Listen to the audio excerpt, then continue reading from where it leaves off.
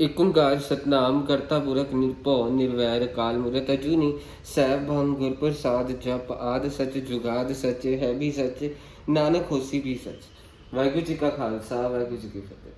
Dear students, in this video I am going to cover very important question, so ध्यान से देखिएगा। Suresh, Ramesh, Mahesh, Ganesh were partners in the firm sharing profits in the ratio of 2:3 on 1st April. The balance sheet was as follow blah blah blah blah blah। अब question को book से देख लीजिएगा। सो ये change in profit sharing ratio का question है। पहले उनकी रेशो 2:3 फिर उसके बाद उनकी रेशो इक्वल होगी 1:1:1:1 हो गई। ठीक है। सो सबसे पहले हम रिवैल्यूएशन अकाउंट बना लेते हैं। रिवैल्यूएशन अकाउंट का सबसे पहला पॉइंट है, claim on workman compensation reserve was to be estimated at 1 lakh. Workman compensation reserve balance sheet से देखो तो 75 ਦਿੱਤਾ ਹੈ। ਧਿਆਨ ਨਾਲ ਦੇਖਿਓ ਵਾਲਾ ਵਰਕਮੈਨ ਕੰਪਨਸੇਸ਼ਨ ਰਿਜ਼ਰਵ ਵਾਲਾ ਪੁਆਇੰਟ। ਬੈਲੈਂਸ ਸ਼ੀਟ ਜਿਹੜੀ ਤੁਹਾਡੇ ਕੁਐਸਚਨ ਦੇ ਵਿੱਚ ਦਿੱਤੀ ਹੈ, ਕੁਐਸਚਨ ਨੂੰ ਦੇਖੋ, ਉਹ ਬੁੱਕ ਦੇ ਵਿੱਚ ਜਿਹੜਾ ਕੁਐਸਚਨ ਆਉਂਦਾ 75,000 ਦਿੱਤੀ ਹੈ। ਐਡਜਸਟਮੈਂਟਸ ਕਹਿੰਦੇ ਕਿ ਕਲੇਮ 1 ਲੱਖ ਦਾ ਹੋ ਗਿਆ।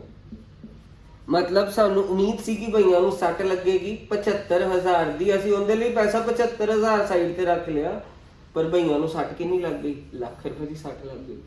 मतलब फालतू ਚ ਸੱਟਾਂ ਲੱਗ ਗਈਆਂ, फालतू ਚ ਸੱਟਾਂ ਲੱਗ ਗਈਆਂ। मतलब ਪਾਰਟਨਰਸ ਨੂੰ ਦੇਣ ਲਈ ਕੁਝ फालतू ਪੈਸਾ ਵੀ ਨਹੀਂ ਬਚਿਆ।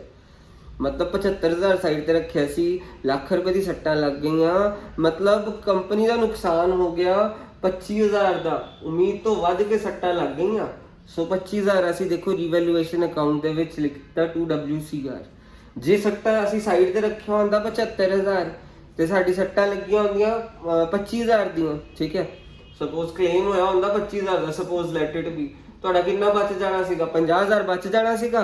मतलब वो ਪਾਰਟਨਰਸ ਦੇ ਵਿੱਚ ਵੰਡਿਆ ਜਾਣਾ ਸੀ, ਤੁਹਾਡਾ ਰਿਵੈਲੂਏਸ਼ਨ ਅਕਾਊਂਟ 'ਚ ਨਹੀਂ ਆਣਾ ਸੀ। ਫਿਰ ਉਹ मतलब 50,000 ਬਚ ਗਿਆ, ਉਹ ਪਾਰਟਨਰ ਕੈਪੀਟਲ ਅਕਾਊਂਟ 'ਚ ਅਸੀਂ ਵੰਡ ਦੇਣਾ ਸੀ। ਪਾਰਟਨਰਸ ਦਾ, ਪਾਰਟਨਰਸ ਦੀ ਫਾਇਦਾ ਹੋ ਗਿਆ ਨਾ, ਪਾਰਟਨਰਸ ਦੇ ਵਿੱਚ ਵੰਡ ਦੇਣਾ ਸੀ ਪਾਰਟਨਰ ਕੈਪੀਟਲ ਅਕਾਊਂਟ 'ਚ। ਯਾਦ ਰੱਖਣਾ WCR ਰਾਈਟ ਆਫ ਕਰੀਦਾ ਵੈਸੇ, ਪਰ ਜੇ ਰਾਈਟ ਆਫ ਕਰਨ ਲਈ ਬਚਿਆ ਹੀ ਨਹੀਂ ਕੁਝ ਤਾਂ ਫਿਰ ਕਿੱਦਾਂ ਰਾਈਟ ਆਫ ਕਰਾਂਗੇ? ਇਸ ਕੁਐਸਚਨ ਦੇ ਅਕੋਰਡਿੰਗਲੀ 75,000 ਸਾਈਡ ਤੇ ਰੱਖਿਆ ਸੀਗਾ, ਲੱਖ ਰੁਪਏ ਦੀ ਸੱਟਾਂ ਲੱਗ ਗਈਆਂ, मतलब ਕੁਝ ਫालतू ਬਚਿਆ ਹੀ ਨਹੀਂ ਰਾਈਟ ਆਫ ਕਰਨ ਲਈ, ਤੇ ਸਾਡਾ ਨੁਕਸਾਨ ਹੋ ਗਿਆ ਜਦ ਕਿ 25,000 ਦਾ, ਅਸੀਂ ਨੁਕਸਾਨ ਵਾਲੇ ਪਾਸੇ ਲਿਖ ਦਿੱਤਾ। ਸਪੋਜ਼ ਸੱਟਾਂ ਲੱਗੀਆਂ ਹੁੰਦੀਆਂ 25,000 ਦੀਆਂ, मतलब ਪੈਸਾ ਬਚ ਗਿਆ, ਰੱਖਿਆ ਸਾਈਡ ਤੇ ਇੰਨਾ ਸੀ, ਇੰਨੀਆਂ ਸੱਟਾਂ ਲੱਗੀਆਂ ਹੁੰਦੀਆਂ ਅਗਰ ਤਾਂ ਪੈਸਾ ਬਚ ਜਾਣਾ ਸੀਗਾ। ਬਚਿਆ ਹੋਇਆ ਪੈਸਾ, ਕਿੰਨਾ ਪੈਸਾ ਬਚ ਜਾਣਾ ਸੀ? 50,000 ਬਚ ਜਾਣਾ ਸੀ। ਉਹ ਰਾਈਟ ਆਫ ਕਰਨਾ ਸੀ 50,000 ਨੂੰ ਪਾਰਟਨਰਸ ਕੈਪੀਟਲ ਅਕਾਊਂਟ ਦੇ ਵਿੱਚ। ਠੀਕ ਹੈ ਜੀ। ਪਰ ਹੁਣ ਅਸੀਂ ਰਾਈਟ ਆਫ ਤਾਂ ਕਰਨਾ ਹੀ ਨਹੀਂ, ਕਿਉਂਕਿ ਸਾਡੇ ਕੋਲ ਪੈਸਾ ਫालतू ਚ ਬਚਿਆ ਹੀ ਨਹੀਂ ਹੈ। ਯਾਦ ਰੱਖਣਾ 75,000 ਸਾਈਡ ਤੇ ਰੱਖਿਆ ਸੀ, ਲੱਖ ਰੁਪਏ ਦੀ ਸੱਟਾਂ ਲੱਗ ਗਈਆਂ, ਪੈਸਾ ਕੁਝ ਵੀ ਨਹੀਂ ਬਚਿਆ, ਪੱਲਿਓਂ ਪਾਣਾ ਪਿਆ, मतलब ਨੁਕਸਾਨ ਹੋ ਗਿਆ। 25,000 WCR ਲਿਖ ਦਿੱਤਾ। ਫਿਰ ਤੋਂ ਮੈਂ ਇੱਕ ਵਾਰੀ ਦੱਸ ਰਿਹਾ, ਜੇ ਸੱਟਾਂ ਲੱਗੀਆਂ ਹੁੰਦੀਆਂ 25,000 ਦੀਆਂ ਤਾਂ ਤੁਹਾਡੇ ਕੋਲ 50,000 ਫालतू ਬਚ ਜਾਣਾ ਸੀਗਾ। ਤੁਹਾਡਾ ਇੱਥੇ ਕੋਈ ਨੁਕਸਾਨ ਫਾਇਦੇ 'ਚ ਕੁਝ ਵੀ ਨਹੀਂ ਆਣਾ ਸੀਗਾ। ਜਿਹੜਾ ਪੈਸਾ ਫालतू ਬਚ ਜਾਣਾ ਸੀਗਾ 50,000 ਬਚ ਜਾਂਦਾ ਤਾਂ ਤੁਹਾਡਾ ਕੀ ਹੋਣਾ ਸੀ? ਪਾਰਟਨਰਸ ਕੈਪੀਟਲ ਅਕਾਊਂਟ 'ਚ ਰਾਈਟ ਆਫ ਹੋਣਾ ਸੀਗਾ। ਠੀਕ ਹੈ ਜੀ। ਸੋ ਮੈਂ ਤੁਹਾਨੂੰ ਇਹ ਵਾਲਾ ਪੁਆਇੰਟ ਸਮਝਾ ਦਿੱਤਾ।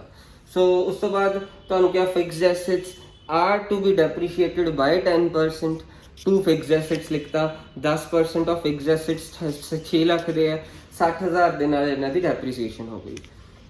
ਫਿਰ ਰੀਵੈਲੂਏਸ਼ਨ ਲਾਸ ਲਿਖਿਆ ਇੱਥੇ ਇਦਾਂ ਆ ਗਿਆ। ਰੀਵੈਲੂਏਸ਼ਨ ਲਾਸ ਬੈਲੈਂਸਿੰਗ ਫਿਗਰ ਜੇ ਇੱਥੇ ਆਉਂਦੀ ਹੈ ਤਾਂ ਰੀਵੈਲੂਏਸ਼ਨ ਲਾਸ ਹੁੰਦਾ, ਜੇ ਉੱਥੇ ਆਉਂਦੀ ਹੈ ਤਾਂ ਰੀਵੈਲੂਏਸ਼ਨ ਪ੍ਰੋਫਿਟ ਹੁੰਦਾ। ਰੀਵੈਲੂਏਸ਼ਨ ਲਾਸ ਨੂੰ ਅਸੀਂ 올ਡ ਰੇਸ਼ੋ 'ਚ ਵੰਡੀਦਾ 2:3 ਇਹਨਾਂ ਦੀ 올ਡ ਰੇਸ਼ੋ। ਰੀਵੈਲੂਏਸ਼ਨ ਅਕਾਊਂਟ ਹੋ ਗਿਆ।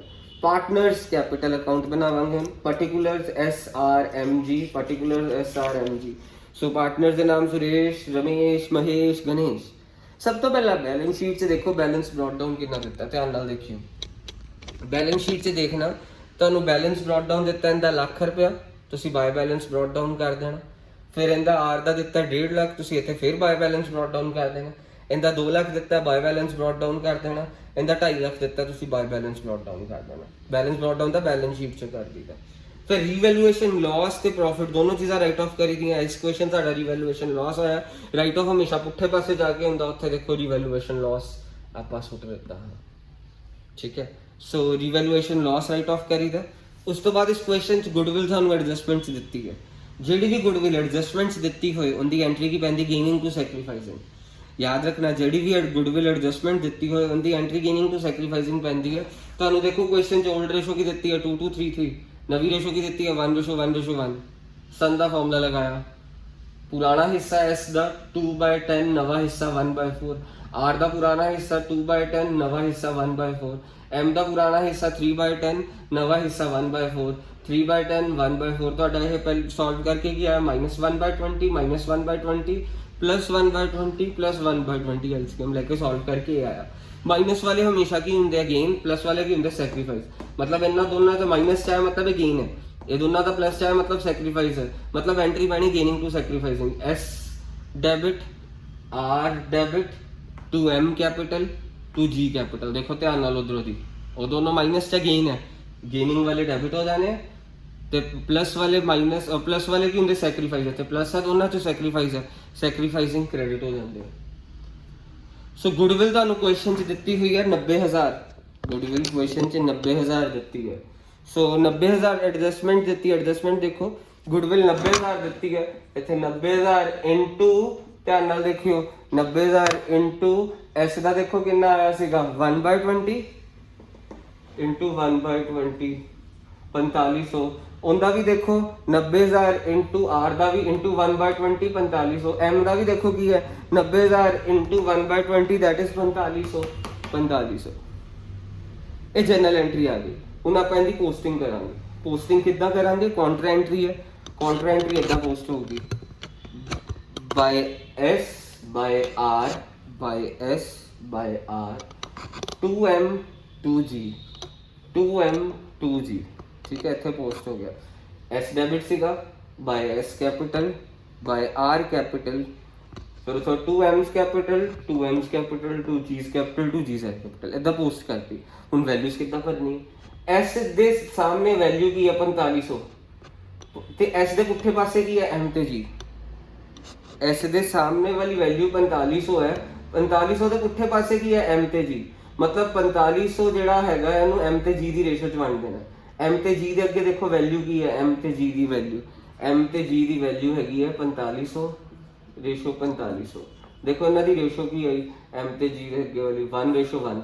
ਮਤਲਬ ਜਿਹੜਾ S ਦੇ ਸਾਹਮਣੇ 4500 ਹੈ ਨਾ, ਉਹਨਾਂ ਨੂੰ ਉਸ ਵੈਲਿਊ ਨੂੰ M ਤੇ G ਦੀ ਰੇਸ਼ੋ ਮਤਲਬ 1:1 ਚ ਵੰਡਿਆ 2250 2250। ਆਣਾ ਕਿੱਥੇ ਹੈ S ਦੇ ਸਾਹਮਣੇ 4500 ਆਂਦਾ, ਪੁੱਠੇ ਪਾਸੇ M ਤੇ G ਹੈ, M ਤੇ G 2250 2250 ਆ ਜਾਏਗਾ। ਫਿਰ ਉਸ ਤੋਂ ਬਾਅਦ ਜਦੀ R ਦੇ ਸਾਹਮਣੇ ਕੀ ਹੈ ਵੈਲਿਊ 4500, R ਦੇ ਪੁੱਠੇ ਪਾਸੇ M ਤੇ G ਹੈ, M ਤੇ G ਦੀ ਅਸੀਂ ਰੇਸ਼ੋ ਕੀ ਕੱਢੀ ਹੈ ਦੇਖੋ M ਤੇ G ਦੀ ਰੇਸ਼ੋ, ਇੱਥੇ M ਦੇ ਅੱਗੇ 4500 G ਦੇ ਅੱਗੇ 4500 1:1 4500 ਕੱਟ ਗਿਆ 4500 ਨਾਲ 1:1 ਆ ਗਿਆ। ਮਤਲਬ ਅਸੀਂ ਜਿਹੜਾ R ਦੇ ਪੁੱਠੇ ਪਾਸੇ M ਤੇ G ਹੈ ਨਾ, M ਤੇ G ਦੇ ਵਿੱਚ ਪਾ ਦੇਣਾ 4500 ਜਿਹੜਾ R ਦੇ ਅੱਗੇ ਹੈ ਉਹਨੂੰ 1:1 ਚ ਵੰਡ ਦੇਣਾ ਦੈਟ ਇਜ਼ 2250 2250। ਹੁਣ ਆਪਾਂ ਇਦਾਂ ਹੀ ਹੁੰਦੇ ਧਿਆਨ ਨੇ M ਦੇ ਅੱਗੇ ਇੱਕਦਮ ਅੱਗੇ ਕੀ ਹੈ 4500 4500 ਤੇ M ਦੇ ਪੁੱਠੇ ਪਾਸੇ ਕੀ ਹੈ S ਤੇ R। ਮਤਲਬ M ਵਾਲੀ ਵੈਲਿਊ S ਤੇ R ਦੇ ਵਿੱਚ ਜਾਣੀ ਜਿਹੜੀ ਪੁੱਠੇ ਪਾਸੇ ਬੰਦੇ ਹੁੰਦੇ। ਸੋ 4500 ਜਿਹੜਾ M ਦੇ ਅੱਗੇ ਹੈ ਉਹਦੇ ਪੁੱਠੇ ਪਾਸੇ S ਤੇ R ਹੈ, S ਤੇ R ਦੇ ਵਿੱਚ ਜਾਏਗੀ ਵੈਲਿਊ ਪਰ ਜਾਊਗੀ S ਤੇ R ਦੀ ਰੇਸ਼ੋ। S ਤੇ R ਦੀ ਰੇਸ਼ੋ ਕੀ ਹੈ 4500 ਰੇਸ਼ੋ 4500। S ਦੇ ਅੱਗੇ ਵੀ 4500 R ਦੇ ਵੀ ਅੱਗੇ 4500 ਮਤਲਬ 1:1। ਮਤਲਬ M ਦੇ ਅੱਗੇ 4500 ਹੈ, 4500 ਨੂੰ S ਤੇ R ਦੀ ਰੇਸ਼ੋ ਚ ਵੰਡ ਦੇਣਾ 1:1 2250 2250 ਆਇਆ ਤੇ S ਤੇ R ਦੇ ਵਿੱਚ ਹੀ ਪਾ ਦੇਣਾ 2250 2250। ਠੀਕ ਹੈ ਜੀ। ਸੋ ਇਦਾਂ ਹੀ G ਦੇ ਪੁੱਠੇ ਪਾਸੇ ਕੀ ਹੈ, G ਦੇ ਸਾਹਮਣੇ 4500 ਹੈ ਤੇ ਉਹਦੇ ਪੁੱਠੇ ਪਾਸੇ S ਤੇ R ਹੈ। ਮਤਲਬ ਅਸੀਂ 4500 ਨੂੰ S ਤੇ R ਦੀ ਰੇਸ਼ੋ ਚ ਵੰਡ ਕੇ ਉਹਨਾਂ ਦੇ ਅੱਗੇ ਹੀ ਪਾ ਦਾਂਗੇ। G ਦੀ 2G's ਕੈਪੀਟਲ ਦੇ ਵਿੱਚ 4500 ਨੂੰ 1:1 ਚ ਵੰਡਿਆ 2250 2250 ਆਇਆ ਤੇ S ਤੇ R ਦੇ ਵਿੱਚ ਪਾ ਦਿੱਤਾ 2250 2250। ਫਿਰ ਅਸੀਂ ਬੈਲੈਂਸ ਕੈਰੀ ਡਾਊਨ ਕਰਨਾ। ਬੈਲੈਂਸ ਕੈਰੀ ਡਾਊਨ ਕਰਿਆ ਆ ਵਾਲਾ ਲੱਖ ਰੁਪਇਆ ਆਪਾਂ ਨੇ ਦੋਨੋਂ ਪਾਸੇ ਲਿਖਣਾ। 1 ਲੱਖ ਰੁਪਇਆ ਇੱਥੇ ਦੇਖੋ, ਲੱਖ ਰੁਪਇਆ ਇੱਥੇ ਵੀ ਲੱਖ ਰੁਪਇਆ, ਲੱਖ ਚੋਂ ਆਪਾਂ ਮਾਈਨਸ ਕਰਿਆ 78,500 ਆ ਗਿਆ। ਫਿਰ ਇੱਥੇ 1.5 ਲੱਖ ਚੋਂ ਤਿੰਨ ਚੀਜ਼ਾਂ ਮਾਈਨਸ ਕਰੀਆਂ 1,28,500 ਇੱਥੇ ਆ ਗਿਆ। ਇਹਨਾਂ ਨੂੰ ਪਲੱਸ ਕਰਿਆ 2,04,500 ਆਇਆ, ਇੱਥੇ ਵੀ 2,04,500 ਮਾਈਨਸ ਕਰਿਆ 1,79,000 ਆ ਪਲੱਸ ਕਰਿਆ 2,54,500 ਚੋ ਆ ਮਾਈਨਸ ਕਰਿਆ 25,500, ਸਾਡੇ ਕੋਲ ਕੀ ਆ ਗਿਆ ਇੱਥੇ 2,29,000। ਜਦੋਂ ਵੀ ਅਸੀਂ ਕੈਪੀਟਲਸ ਐਡਜਸਟ ਕਰਨੀਆਂ ਹੁੰਦੀਆਂ, ਜਦੋਂ ਵੀ ਅਸੀਂ ਕੈਪੀਟਲਸ ਐਡਜਸਟ ਕਰਨੀਆਂ ਹੁੰਦੀਆਂ, ਆ ਜਿਹੜਾ ਟੂ ਬੈਲੈਂਸ ਕੈਰੀ ਡਾਊਨ ਹੈ ਬਾਈ ਬੈਲੈਂਸ ਬ੍ਰੌਟ ਡਾਊਨ ਬਣ ਜਾਂਦਾ। ਹੁਣ ਤੁਹਾਨੂੰ ਜਿਹੜਾ ਅਗਲਾ ਸੈਕਿੰਡ ਪੁਆਇੰਟ ਐਡਜਸਟਮੈਂਟ ਦਾ ਦਿੱਤਾ ਨਾ, ਉਹਨਾਂ ਨੇ ਕਿਹਾ ਕੈਪੀਟਲਸ ਐਡਜਸਟ ਹੋਣੀਆਂ ਚਾਹੀਦੀਆਂ ਉਹਨਾਂ ਦੀ ਨਵੀਂ ਰੇਸ਼ੋ 'ਚ।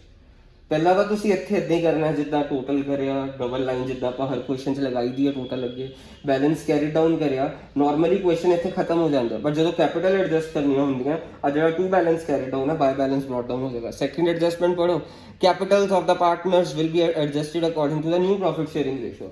ਆ ਜਿਹੜੀ ਇਹਨਾਂ ਦੀ ਕੈਪੀਟਲਸ ਹੈ ਨਾ, ਨਵੀਂ ਰੇਸ਼ੋ ਦੇ ਵਿੱਚ ਨਹੀਂ ਹੈ, ਇਹਨਾਂ ਨੂੰ ਇਦਾਂ ਐਡਜਸਟ ਕਰਨਾ ਹੈ ਕਿ ਇਹਨਾਂ ਦੀ ਕੈਪੀਟਲ ਨਵੀਂ ਰੇਸ਼ੋ 'ਚ ਬਣ ਜਾਏ। ਸਭ ਤੋਂ ਪਹਿਲਾਂ ਤਾਂ ਟੂ ਬੈਲੈਂਸ ਕੈਰੀ ਡਾਊਨ ਨੂੰ ਬਾਈ ਬੈਲੈਂਸ ਬ੍ਰੌਟ ਡਾਊਨ ਕਰਨਾ, ਉਸ ਤੋਂ ਬਾਅਦ ਅਸੀਂ ਕੀ ਕਰਨਾ ਹੈ, ਇਹਨਾਂ ਦਾ ਪਲੱਸ ਕਰਨਾ। ਇਹਨਾਂ ਚਾਰਾਂ ਨੂੰ ਪਲੱਸ ਕਰਕੇ ਆ ਰਿਹਾ 6,16,000, 6,15,000। ਇਹਨਾਂ ਚਾਰਾਂ ਨੂੰ ਪਲੱਸ ਕਰਕੇ 6,15,000 ਨੂੰ ਅਸੀਂ ਉਹਨਾਂ ਦੀ ਨਵੀਂ ਰੇਸ਼ੋ 1:1 ਚ ਵੰਡ ਦਾਂਗੇ। 1:1 6,15,000 ਨੂੰ ਨਵੀਂ ਰੇਸ਼ੋ ਚ ਵੰਡਿਆ 1:1 ਦੇ ਵਿੱਚ ਸਾਡੇ ਕੋਲ 153,750, 153,750, 153,750, 153,750 ਆਇਆ। ਸੋ ਕੈਪੀਟਲ ਨੂੰ ਐਡਜਸਟ ਕਰਨਾ, ਸਭ ਤੋਂ ਪਹਿਲਾਂ ਕੈਰੀ ਡਾਊਨ ਨੂੰ ਬ੍ਰੌਟ ਡਾਊਨ ਕਰਨਾ। ਇਹ ਸਾਡੀ ਕੈਪੀਟਲਸ ਨਵੀਂ ਰੇਸ਼ੋ 'ਚ ਨਹੀਂ ਹੈ, ਕੁਐਸਚਨਸ ਕਹਿੰਦੇ ਕਿ ਕੈਪੀਟਲਸ ਨਵੀਂ ਰੇਸ਼ੋ 'ਚ ਹੋਣੀਆਂ ਚਾਹੀਦੀਆਂ। ਇਹਨਾਂ ਦਾ ਅਸੀਂ ਟੋਟਲ ਕਰਿਆ ਚਾਰਾਂ ਦਾ 6,15,000 ਆਇਆ। 6,15,000 ਨੂੰ ਅਸੀਂ ਟੂ ਬੈਲੈਂਸ ਕੈਰੀ ਡਾਊਨ ਨਵੀਂ ਰੇਸ਼ੋ 'ਚ ਵੰਡ ਦੇਣਾ, ਸਾਡੇ ਕੋਲ ਆ ਗਿਆ। ਠੀਕ ਹੈ, ਫਿਰ ਜਿਹੜੀ ਆਹ ਇਹਨਾਂ ਨੂੰ ਪਲੱਸ ਕਰਕੇ 6,15,000 ਆਇਆ। 6,15,000 ਨੂੰ 1:1 ਦੇ ਵਿੱਚ ਵੰਡ ਦੇਣਾ। ਸੋ 1:1 ਦੇ ਵਿੱਚ ਵੰਡ ਕੇ ਇੰਨਾ ਆ ਗਿਆ 153,750, 153,750। ਫਿਰ ਅਸੀਂ ਕੀ ਕਰਨਾ ਮੇਰੇ ਬੱਚੋ, ਧਿਆਨ ਨਾਲ ਦੇਖਿਓ। ਹੁਣ ਸਾਡੇ ਕੋਲ ਵੱਡਾ ਆਇਆ 153,750, ਦੋਨੋਂ ਤਰਫ 153,750 ਲਿਖ ਦੇਣਾ। ਇੱਧਰਲੇ ਪਾਸੇ ਵੀ 153,750 ਇੱਧਰ। ਸੋ 153,750 ਚੋਂ 78,500 ਮਾਈਨਸ ਕਰਿਆ, ਸਾਡੇ ਕੋਲ 75,250 ਆਇਆ। ਮਤਲਬ ਇਹਦੀ ਕੈਪੀਟਲ ਇੰਨੀ ਹੈ ਤੇ ਨਵੀਂ ਰੇਸ਼ੋ 'ਚ ਇੰਨੀ ਹੋਣੀ ਚਾਹੀਦੀ ਹੈ। ਇਹਨੂੰ ਨਵੀਂ ਰੇਸ਼ੋ 'ਚ ਬਣਾਉਣ ਦੇ ਲਈ ਇੰਨਾ ਪੈਸਾ ਲਿਆਉਣਾ ਪੈਣਾ ਇਹਨੂੰ 75,250 ਇਸ ਐਸ ਨੂੰ। ਫਿਰ ਇੱਧਰਲਾ ਆਰ ਦਾ ਵੀ, ਆਰ ਦਾ ਆ ਬੰਦਾ ਆ ਰਿਹਾ ਨਾ, ਆਰ। ਸੋ ਤੁਸੀਂ ਆਹ ਵਾਲਾ ਇੱਥੋਂ ਦੇ ਉੱਪਰ ਸਾਰਾ ਭੁੱਲ ਜਾਣਾ, ਆਹ ਵਾਲਾ ਬਸ। ਆ ਜਦੋਂ ਇਹ ਤੁਹਾਡਾ ਹੁਣ ਨਵੀਂ ਚੀਜ਼ ਹੋ ਗਈ ਇੱਥੋਂ ਦੀ। ਠੀਕ ਹੈ, ਸੋ ਇੱਥੇ ਤੁਹਾਡਾ 153,750, ਇੱਥੇ ਵੀ ਕੀ ਹੋ ਜਾਊਗਾ 153,750। 153,750 ਜੋ ਤੁਹਾਡੀ ਇੰਨੀ ਕੈਪੀਟਲ ਹੈਗੀ ਹੈ ਇਸ ਆਰ ਦੀ, ਪਰ ਹੋਣੀ ਕਿੰਨੀ ਚਾਹੀਦੀ ਹੈ ਇੰਨੀ। ਮਤਲਬ ਇਹਦੀ ਘੱਟ ਹੈ, ਕਿੰਨੀ ਘੱਟ ਹੈ 25,250। ਮਤਲਬ ਇਹ ਕੈਸ਼ ਲੈ ਕੇ ਆਊਗਾ 25,250 ਦਾ। ਫਿਰ ਤੀਜੇ ਬੰਦੇ ਐਮ ਦਾ ਕਿਹੜਾ ਪਾਸਾ ਵੱਡਾ ਆ ਰਿਹਾ, ਐਮ ਦਾ ਆਹ ਵਾਲਾ ਪਾਸਾ ਵੱਡਾ ਆ ਰਿਹਾ 1,79,000, 1,79,000। ਇਹਦੀ ਕੈਪੀਟਲ ਇੰਨੀ ਹੈ ਪਰ ਹੋਣੀ ਕਿੰਨੀ ਚਾਹੀਦੀ ਹੈ 153,750। ਮਤਲਬ ਇਹਨੂੰ ਪੈਸਾ ਦੇ ਦਿੱਤਾ ਜਾਊਗਾ, ਜਾਂ ਦਫਾ ਉਹ ਪੈਸਾ ਲੈ ਕੇ 25,250 ਇਹਨੂੰ ਪੈਸਾ ਦੇ ਦਿੱਤਾ ਜਾਊਗਾ ਤਾਂ ਕਿ ਇਹਦੀ ਕੈਪੀਟਲ ਨਵੀਂ ਰੇਸ਼ੋ 'ਚ ਹੋ ਜਾਵੇ। ਇਹਦਾ ਵੀ ਆ ਪਾਸਾ ਵੱਡਾ 2,29,000, ਇੱਧਰ ਵੀ ਲਿਖਿਆ ਇੱਧਰ ਵੀ ਲਿਖਿਆ। ਉਹਦੇ 'ਚੋਂ ਆਪਾਂ ਨੇ ਕੀ ਕਰਨਾ ਹੈ 153,750 ਮਾਈਨਸ ਕਰ ਦੇਣਾ, ਕਿਉਂਕਿ ਇਹਦੀ ਕੈਪੀਟਲ ਇੰਨੀ ਹੈਗੀ ਹੈ, ਇੰਨੀ ਹੋਣੀ ਚਾਹੀਦੀ ਹੈ। ਮਤਲਬ ਫਾਲਤੂ 'ਚ ਵੱਧ ਕੈਪੀਟਲ ਹੈ ਤਾਂ ਅਸੀਂ ਇਹਨੂੰ ਪੈਸਾ ਵਾਪਸ ਮੋੜ ਦਾਂਗੇ 75,250। ਇਹਨਾਂ ਦੋਨਾਂ ਨੂੰ ਪੈਸਾ ਇੰਨਾ ਲਿਆਉਣਾ ਪਿਆ, ਇਹਨਾਂ ਨੂੰ ਸਾਨੂੰ ਇੰਨਾ ਪੈਸਾ ਮੋੜਨਾ ਪਿਆ। ਹੁਣ ਅਸੀਂ ਬੈਲੈਂਸ ਸ਼ੀਟ ਬਣਾ ਲੈਂਦੇ ਹਾਂ। ਬੈਲੈਂਸ ਸ਼ੀਟ ਜ਼ਰਾ ਤੁਸੀਂ ਬੁੱਕ 'ਚ ਦੇਖੋ, ਪਹਿਲਾਂ ਕਿਹੜੀ ਦਿੱਤੀ ਹੈ, ਸਭ ਬੈਲੈਂਸ ਸ਼ੀਟ ਬਣਾਈ। ਸਭ ਤੋਂ ਪਹਿਲਾਂ ਬੈਲੈਂਸ ਸ਼ੀਟ ਤੁਹਾਡੀ ਕੈਪੀਟਲਸ ਦਿੱਤੀਆਂ, ਉਹ ਜਿਹੜੀ ਬੈਲੈਂਸ ਸ਼ੀਟਸ ਕੈਪੀਟਲ ਹੁਣ ਅਸੀਂ ਲਿਖਾਂਗੇ, ਹੁਣ ਨਵੀਂ ਵਾਲੀ ਕੈਪੀਟਲ ਲਿਖਾਂਗੇ। ਆ ਇਹਨਾਂ ਸਾਰਿਆਂ ਦੀ ਨਵੀਂ ਕੈਪੀਟਲ ਹੋ ਗਈ ਹੈ, ਸੋ ਅਸੀਂ ਨਵੀਂ ਕੈਪੀਟਲ ਲਿਖੀ। ਠੀਕ ਹੈ, ਫਿਰ ਸੈਂਟਰੀ ਕ੍ਰੈਡੀਟਰਸ ਜੋ ਪਹਿਲਾਂ ਸੀਗੇ 71, ਹੁਣ ਵੀ ਕੋਈ ਫਰਕ ਨਹੀਂ ਪਿਆ, ਉਹਨੇ 71।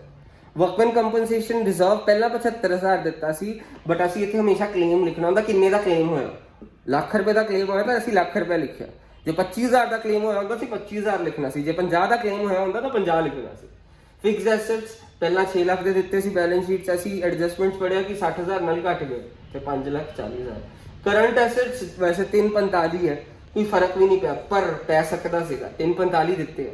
ਅੱਛਾ ਧਿਆਨ ਨਾਲ ਦੇਖੋ, ਨਵਾਂ ਬੰਦਾ ਐਸ ਕਿੰਨਾ ਕੈਸ਼ ਲੈ ਕੇ ਆਇਆ 75,250 ਅਸੀਂ ਪਲੱਸ ਕਰਿਆ, ਕੈਸ਼ ਆਇਆ ਕਰੰਟ ਐਸੈਟ। ਆਹ ਆਰ ਕਿੰਨਾ ਪੈਸਾ ਲੈ ਕੇ ਆਇਆ, ਦੇਖੋ 25,250 ਕੈਸ਼ ਲੈ ਕੇ ਆਇਆ, ਆਰ ਲੈ ਕੇ ਆਇਆ ਸੀ ਨਾ। ਤੇ ਕੰਪਨੀ ਨੇ ਐਮ ਨੂੰ ਕਿੰਨਾ ਕੈਸ਼ ਦਿੱਤਾ, ਕਿਉਂਕਿ ਇਹਦੀ ਕੈਪੀਟਲ ਫਾਲਤੂ ਸੀ, ਉਹਨੂੰ ਵਾਪਸ ਮੋੜ ਦਿੱਤਾ ਸੀ 25,250 ਮਾਈਨਸ ਕਰਤਾ। ਇਹਨੂੰ ਕਿੰਨਾ ਮੋੜਿਆ 75,250 ਵੀ ਮਾਈਨਸ ਕਰਤਾ। ਚਾਹੇ ਨੈਟ ਇਫੈਕਟ ਇਹਦਾ ਕੁਝ ਨਹੀਂ ਪਿਆ, ਮਤਲਬ 345 ਆਇਆ, ਪਰ ਫਿਰ ਵੀ ਤੁਹਾਨੂੰ ਇਹ ਕਨਸੈਪਟ ਪਤਾ ਹੋਣਾ ਚਾਹੀਦਾ। ਬਾਕੀ ਕੁਐਸਚਨਸ ਕੁਝ ਅਲੱਗ ਵੀ ਹੋ ਸਕਦਾ, ਗੜਬੜ ਹੋ ਸਕਦੀ ਸੀ। ਹੁਣ ਤੁਸੀਂ ਟੋਟਲ ਕਰੋਗੇ, ਬੈਲੈਂਸ ਸ਼ੀਟ ਦਾ ਟੋਟਲ ਸੇਮ ਆਏਗਾ, ਕੁਐਸਚਨ ਖਤਮ ਹੋ ਗਿਆ। ਮੈਂ ਇਸ ਕੁਐਸਚਨ 'ਚ ਪੂਰਾ ਦਮ ਲਗਾਤਾ। ਸੋ ਇਹ ਕੁਐਸਚਨ ਬਹੁਤ ਇੰਪੋਰਟੈਂਟ ਸੀ, ਇਸ ਲਈ ਪੂਰਾ ਦਮ ਲਗਾ ਕੇ ਇਹਦੀ ਵੀਡੀਓ ਬਣਾਈ ਹੈ। That's it.